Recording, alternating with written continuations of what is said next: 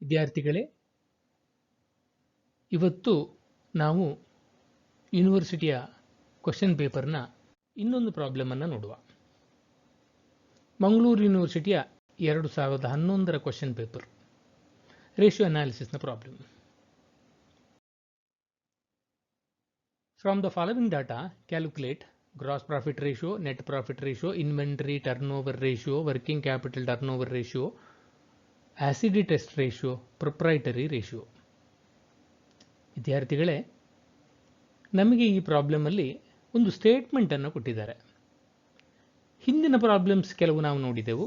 ಅಲ್ಲಿ ನಮಗೆ ಬ್ಯಾಲೆನ್ಸ್ ಶೀಟ್ಗಳನ್ನು ಕೊಟ್ಟದ್ದು, ಇನ್ನೂ ಕೆಲವು ಸಂದರ್ಭದಲ್ಲಿ ಪ್ರಾಫಿಟ್ ಆ್ಯಂಡ್ ಲಾಸ್ ಅಕೌಂಟನ್ನು ಕೊಟ್ಟದ್ದು ನೋಡಿದ್ದೆವು ನಾವು. ಇಲ್ಲಿ ಒಂದು ಸ್ಟೇಟ್ಮೆಂಟ್ ರೂಪದಲ್ಲಿ ನಮಗೆ ಪ್ರಾಬ್ಲಮ್ ಮಾಹಿತಿಯನ್ನು ಒದಗಿಸಿದ್ದಾರೆ. ಈ ಸ್ಟೇಟ್ಮೆಂಟಲ್ಲಿ ನಮಗೆ ಕೆಲವು ಮಾಹಿತಿಗಳು ಪ್ರಾಫಿಟ್ ಆ್ಯಂಡ್ ಲಾಸ್ ಅಕೌಂಟ್ ಇದ್ದುಂಟು, ಇನ್ನೂ ಕೆಲವು ಮಾಹಿತಿಗಳು ಬ್ಯಾಲೆನ್ಸ್ ಶೀಟ್ ಇದ್ದು ಉಂಟು. ಇಷ್ಟು ಮಾಹಿತಿಯನ್ನು ಕೊಟ್ಟು ನಮ್ಮ ಹತ್ರ ಒಂದಷ್ಟು ರೇಷಿಯೋಗಳನ್ನು ಲೆಕ್ಕ ಹಾಕ್ಲಿಕ್ಕೆ ಹೇಳಿದ್ದಾರೆ. ನಮಗೇನೆಲ್ಲ ಕೊಟ್ಟಿದ್ದಾರೆ ಮಾಹಿತಿ ರೂಪದಲ್ಲಿ, ಸ್ಟೇಟ್ಮೆಂಟ್ ರೂಪದಲ್ಲಿ? ಸೇಲ್ಸ್ ಕೊಟ್ಟಿದ್ದಾರೆ, cost of sales, net profit, inventory means stock, other current assets, fixed assets, net worth ಅಂತ ಹೇಳಿದ್ರೆ ಶೇರ್ ಹೋಲ್ಡರ್ಸ್ ಫಂಡ್ಸ್ಗೆ ನಾವು ನೆಟ್ ವರ್ತ್ ಅಂತ ಕರಿತೇವೆ.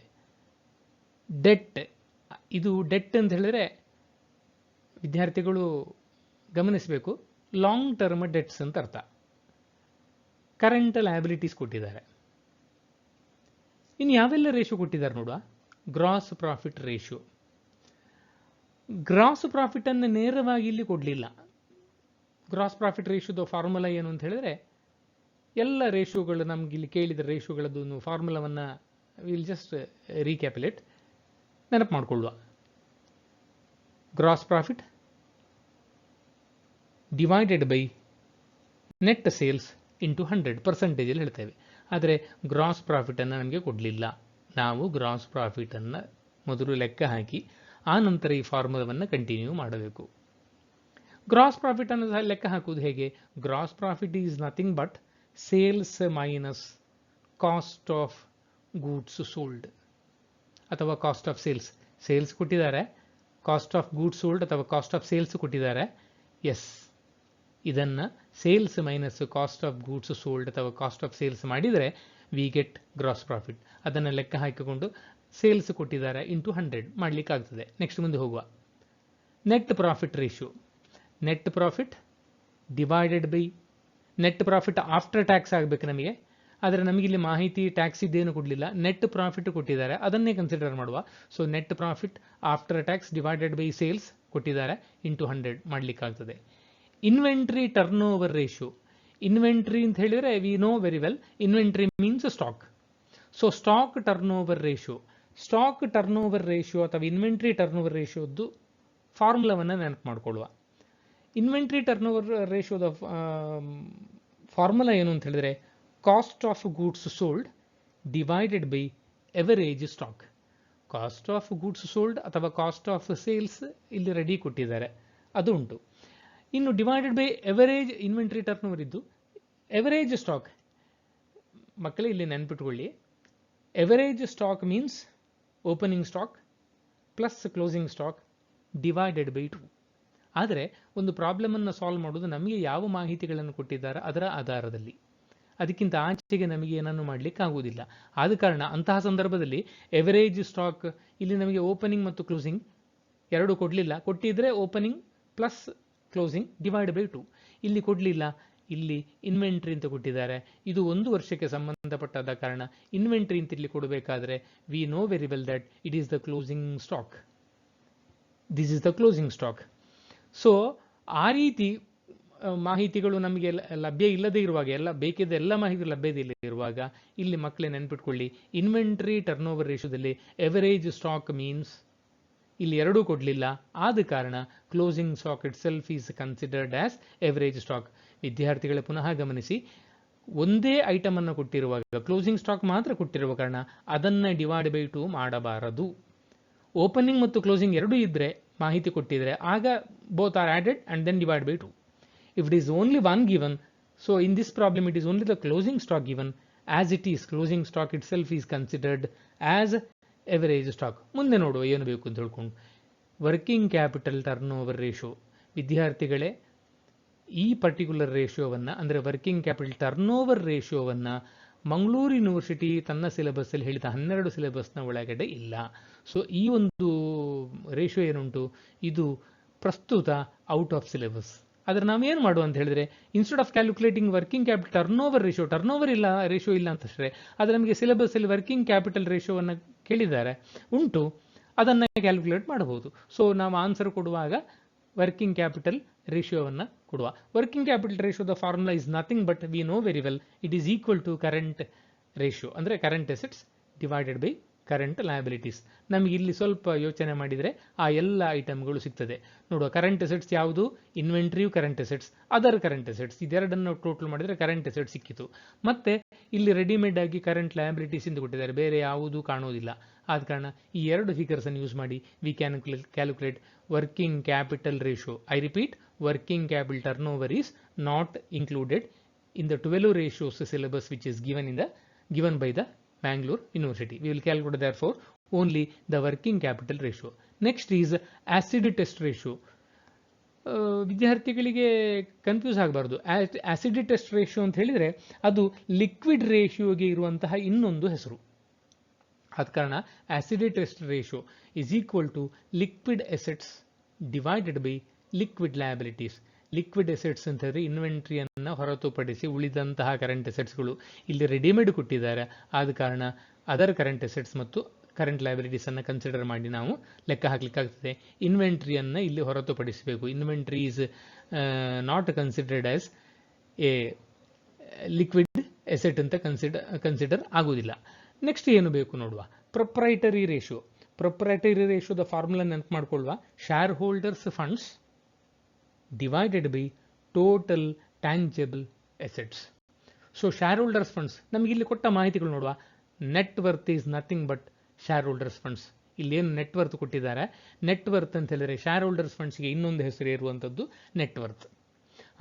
ಆನಂತರ total tangible assets.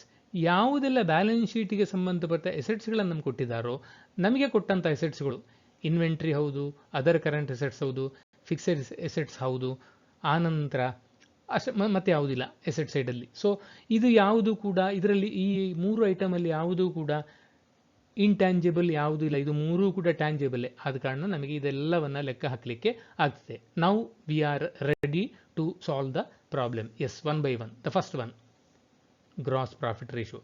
Gross profit divide by net sales into 100% ಲೆಕ್ಕ ಹಾಕ್ತೇವೆ ನಾವು. ಎಸ್, ಗ್ರಾಸ್ ಪ್ರಾಫಿಟ್ ಅನ್ನು ಡೈರೆಕ್ಟ್ ಆಗಿ ಕೊಡಲಿಲ್ಲ, sales minus cost of goods sold ಅಥವಾ sales minus cost of sales ಕೊಟ್ಟಿದ್ದಾರೆ. ಅದೆರಡನ್ನು ಮಾಡಿ ನಾವು ಗ್ರಾಸ್ ಪ್ರಾಫಿಟ್ ಎಷ್ಟು ಅಂತ ನೋಡ್ತೇವೆ. ನಾವು the gross profit ready. We apply this particular formula again. 6 lakhs divided by net sales into 100, it comes to 23.81%. ಎರಡನೇದ್ದು net profit.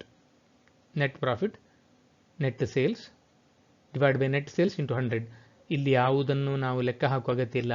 All are readily given. 3,60,000 divide by 25,20,000 into 100, it comes to the answer is 14.29%. Next one is inventory turnover ratio. I repeat, it is also called as stock turnover ratio.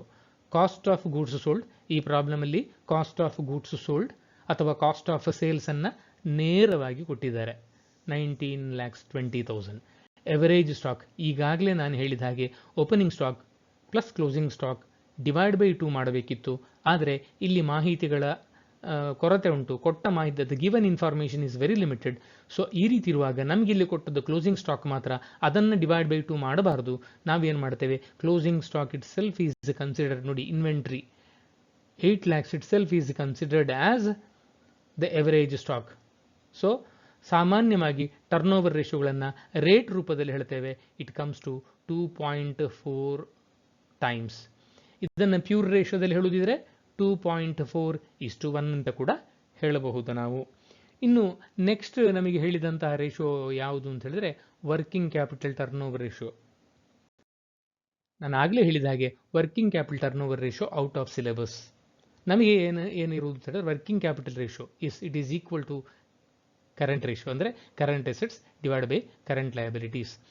Current assets inventory plus other current assets divided by current liabilities.